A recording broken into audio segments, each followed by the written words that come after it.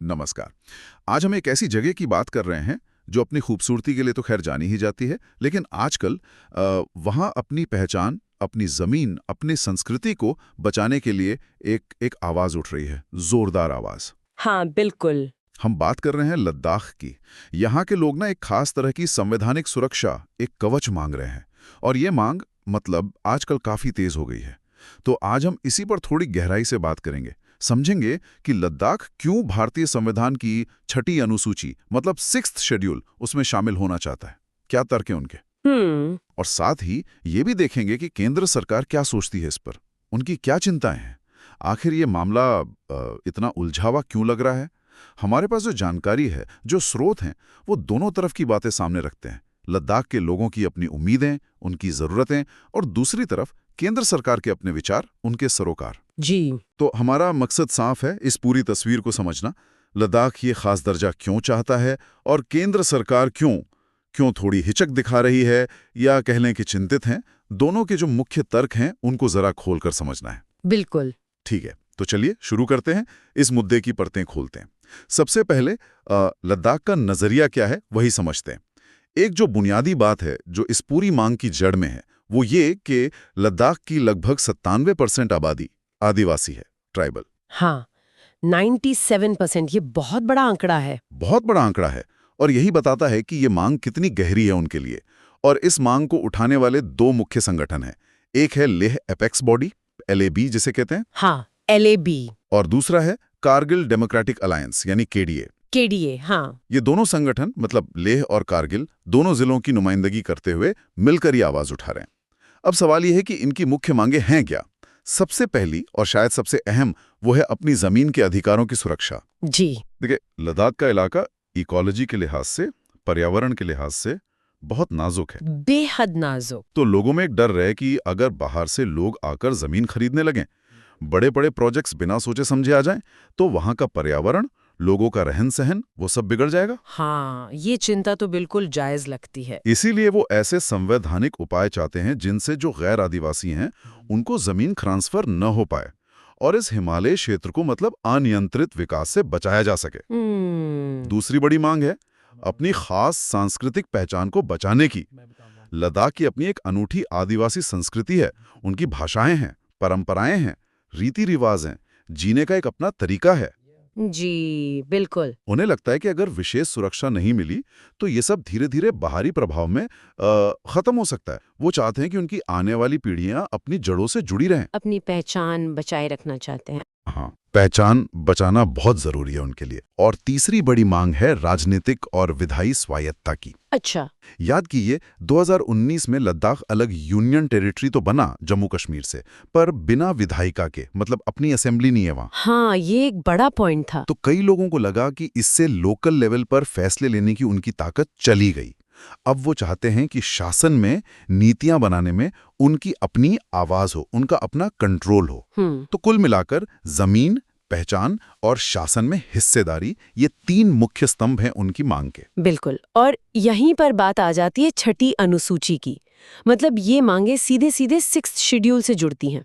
और यहाँ ये समझना बड़ा दिलचस्प है कि ये छठी अनुसूची आखिर है क्या भला, ये इतनी खास क्यों है। हाँ, बताइए जरा, ये छठी अनुसूची क्या है। देखिए, भारतीय संविधान की छठी अनुसूची एक स्पेशल प्रोविजन है।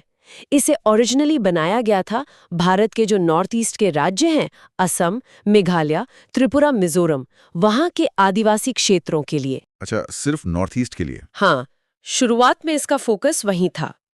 मकसद था कि इन इलाकों की जो विशिष्ट जनजातीय संस्कृति है, उनके अपने कस्टम्स हैं, उनके पारंपरिक शासन के तरीके हैं, उनको सुरक्षित रखा जाए और उन्हें ऑटोनॉमी मतलब स्वायत्तता दी जाए। स्वायत्तता मतलब कितनी स्वायत्तता। काफी ज्यादा। इस अनुसूची के तहत ऑटोनोमस डिस्ट्रिक्ट काउंसिल यानी ADC स्वायत्त जिला परिषदें बनाई जाती हैं। और ये सिर्फ नाम की काउंसिल नहीं होती, इनके पास असल में काफी शक्तियां होती हैं। जैसे क्या कर सकती हैं ये अपनी जमीन का मैनेजमेंट, जंगलों का इस्तेमाल, पानी के स्रोत, गांव का प्रशासन, इनहेरिटेंस यानी विरासत के मामले, शादी ब्याह, सामाजिक रीति रिवाज, ऐसे कई मसलों पर खुद कानून बना सकती हैं। कानून बना सकती हैं। जी हाँ, विधायी शक्तियां होती हैं और साथ में कुछ जुडिशियल और एडमिनिस्ट्रेटिव पावर्स भी मिलती हैं। मतलब वो अपने इलाके के मामलों में काफी हद तक सेल्फ गवर्नेंस कर सकती हैं। तो ये 5वीं अनुसूची से कैसे अलग हुई? क्योंकि भारत के कई और आदिवासी इलाके तो 5वीं अनुसूची में आते हैं ना? हाँ, ये बहुत जरूरी सवाल है। हम्म। देखिए, 5वीं अनुसूची भी आदिवासी क्षेत्रों के एडमिनिस्ट्रेशन और कंट्रोल के लिए है, लेकिन वो इतनी ऑटोनॉमी नहीं देती जितनी छठी देती है। अच्छा। 5वीं अनुसूची के तहत जो ट्राइब्स एडवाइजरी काउंसिल बनती है, उसकी भूमिका ज्यादातर सलाह देने वाली होती है, एडवाइजरी। जबकि छठी अनुसूची की एडीसी के पास लेजिस्लेटिव यानी कानून बनाने की पावर होती है। यही सबसे बड़ा फर्क है। समझ गया। तो ज्यादा पावर ज्यादा गारंटी है। एग्जैक्टली। इसीलिए लद्दाख के लोग छठी अनुसूची मांग रहे हैं। वो एक ज्यादा मजबूत संवैधानिक गारंटी और ज्यादा स्वायत्तता चाहते हैं। उन्हें लगता है कि ये चीज उन्हें 5वीं अनुसूची या किसी और व्यवस्था से नहीं मिलेगी। और इस पूरी मांग को, जैसा आपने बिल्कुल सही कहा था पहले, 2019 के उस बड़े बदलाव के कॉन्टेक्स्ट में देखना बहुत जरूरी है। हाँ, जब वो यूटी बने। हाँ, जब लद्दाख एक अलग केंद्र शासित प्रदेश बना तो उम्मीदें तो थीं, पर अपनी विधानसभा न होने की वजह से ये स्वायत्ता और पहचान वाली चिंताएं भी पैदा हो गईं। लोगों को लगा कि कहीं उनकी जो यूनिक आइडेंटिटी है, उनके हित हैं, वो इस नए सिस्टम में पीछे न रह जाएं। तो इसी बैकग्राउंड में छठी अनुसूची की मांग ने जोर पकड़ा है। ये एक तरह से उस खालीपन को भरने की कोशिश है जो उन्हें महसूस हो रहा है। अच्छा, तो ये लद्दाख की मांग और छठी अनुसूची के पीछे की कहानी। और वाकई उनकी चिंताएं और तर्क काफी वजनदार लगते हैं। जमीन, संस्कृति, अपनी आवाज। लेकिन अब सिक्के का दूसरा पहलू देखते हैं। केंद्र सरकार क्यों इस मांग को लेकर इतनी सतर्क है? उनकी क्या चिंता है? यहाँ बात थोड़ी और पेचीदा हो जाती है। जी हाँ, सरकार का पक्ष समझना भी उतना ही जरूरी है। उनकी भी अपनी चिंताएं हैं, अपने तर्क हैं। हाँ, तो क्या है वो चिंताएं? इनको अगर हम थोड़ा पॉइंट वाइज देखें। सबसे पहली बात तो शायद संवैधानिक और ऐतिहासिक संदर्भ की। हाँ, बिल्कुल। सरकार का एक तर्क ये हो सकता है कि छठी अनुसूची, जैसा मैंने बताया, वो खास तौर पर नॉर्थ ईस्ट के जो विशिष्ट हालात थे उनको देखकर बनाई गई थी। अब इसे लद्दाख जैसे क्षेत्र पर लागू करना, जो नॉर्थ ईस्ट से बाहर है, जिसके अपने अलग हिस्टोरिकल और ज्योग्राफिकल कॉन्टेक्स्ट है, इसके लिए संविधान में बदलाव करना पड़ेगा, अमेंडमेंट करना पड़ेगा। अच्छा। और सरकार शायद ये भी सोचती हो कि जब देश के बाकी आदिवासी इलाके ज्यादातर 5वीं अनुसूची में है, तो लद्दाख के लिए एक अलग रास्ता क्यों? मतलब एक यूनिफॉर्मिटी का भी सवाल हो सकता है। ठीक है, ये एक पॉइंट हुआ। और दूसरी और शायद सबसे बड़ी चिंता जो लगती है वो सुरक्षा वाली है। राष्ट्रीय सुरक्षा, स्ट्रैटेजिक सिक्योरिटी। हाँ, ये यकीनन एक बहुत बड़ा फैक्टर है। देखिए, ये कोई छुपी बात नहीं है कि लद्दाख एक एक्सट्रीमली सेंसिटिव बॉर्डर एरिया है। हाँ, पाकिस्तान और चीन दोनों से सीमा लगती है। बिल्कुल। और वहाँ अक्सर तनाव रहता है। तो गृह मंत्रालय की, या आप कह लें केंद्र सरकार की, मुख्य चिंता ये है कि अगर छठी अनुसूची के तहत एडीसी को जमीन, एडमिनिस्ट्रेशन, लोकल गवर्नेंस पर बहुत ज्यादा अधिकार दे दिए गए, तो कहीं इससे सिक्योरिटी रिलेटेड मामलों में कोऑर्डिनेशन मुश्किल न हो जाए। इसको थोड़ा और समझाइए, मतलब कैसे मुश्किल हो सकता है कोऑर्डिनेशन? देखिए, चिंता ये हो सकती है कि मान लीजिए सेना को बॉर्डर पर कोई बहुत जरूरी इंफ्रास्ट्रक्चर बनाना है, कोई सड़क है, कोई पुल है, कोई कम्युनिकेशन लाइन है। हाँ। उसके लिए जमीन चाहिए। हाँ। अब अगर जमीन का पूरा कंट्रोल एडीसी के पास है, तो क्या वो प्रक्रिया बहुत लंबी और कॉम्प्लिकेटेड नहीं हो जाएगी? क्या उसमें देरी नहीं होगी? या फिर लोकल एडमिनिस्ट्रेशन पर इतना कंट्रोल होने से क्या सेंट्रल सिक्योरिटी एजेंसीज के काम में कोई रुकावट आ सकती है? अच्छा, हाँ, ये प्रैक्टिकल चिंताएं हो सकती हैं। ये ऐसे सवाल हैं जो शायद सरकार के मन में है, खासकर ऐसे इलाके में जहां आपको कई बार बहुत तेज और इंटीग्रेटेड फैसले लेने पड़ते हैं। बिल्कुल। और तीसरी बात जो सरकार की तरफ से आती है वो शायद मौजूदा व्यवस्था को लेकर है कि अभी जो सिस्टम है वो काफी है। हाँ, ये भी एक आर्ग्यूमेंट है। सरकार कह सकती है कि देखिए, लद्दाख जब से यूटी बना है, वहां विकास के लिए कई कदम उठाए जा रहे हैं। लेह और कारगिल दोनों जिलों में पहले से हिल डेवलपमेंट काउंसिल है। हाँ, वो तो पहले से थी। हाँ, पर्वतीय विकास परिषदें, उनके पास भी विकास योजनाओं को लेकर कुछ अधिकार तो हैं ही। फिर केंद्र सरकार ने संविधान के आर्टिकल 240 के तहत लद्दाख के लिए कुछ नियम भी बनाए हैं। अच्छा, आर्टिकल 240 उसमें क्या है? उसमें जैसे वहाँ के जो निवासी हैं उनके लिए सरकारी नौकरियों में रिजर्वेशन का प्रावधान है, लोकल भाषाओं को मान्यता दी गई है। तो सरकार को लग सकता है कि ये सारे उपाय मिलकर लद्दाख के लोगों के हितों की रक्षा कर तो रहे हैं। तो फिर छठी अनुसूची जैसे इतने बड़े बदलाव की क्या जरूरत है? लेकिन यहीं पर वो फर्क आ जाता है ना, जो एक्टिविस्ट बताते हैं। बिल्कुल बिल्कुल, यहीं पर वो मुख्य मतभेद है। लद्दाख के एक्टिविस्ट और नेता कहते हैं कि ठीक है, हिल काउंसिल है, आर्टिकल 240 के नियम हैं, लेकिन ये सब प्रशासनिक आदेशों या नियमों पर आधारित हैं। इन्हें सरकार बदल भी सकती है। ये छठी अनुसूची की तरह स्थायी, परमानेंट संवैधानिक गारंटी नहीं है। अच्छा, मतलब ये कभी भी बदले जा सकते हैं। हाँ, उन्हें डर है कि मान लीजिए भविष्य में कोई और सरकार आई तो शायद वो इन सुरक्षा उपायों को कमजोर कर दें। वो एक ज्यादा मजबूत, ज्यादा टिकाऊ कवच चाहते हैं और वो सिर्फ संविधान दे सकता है उनकी नजर में। सही कहा।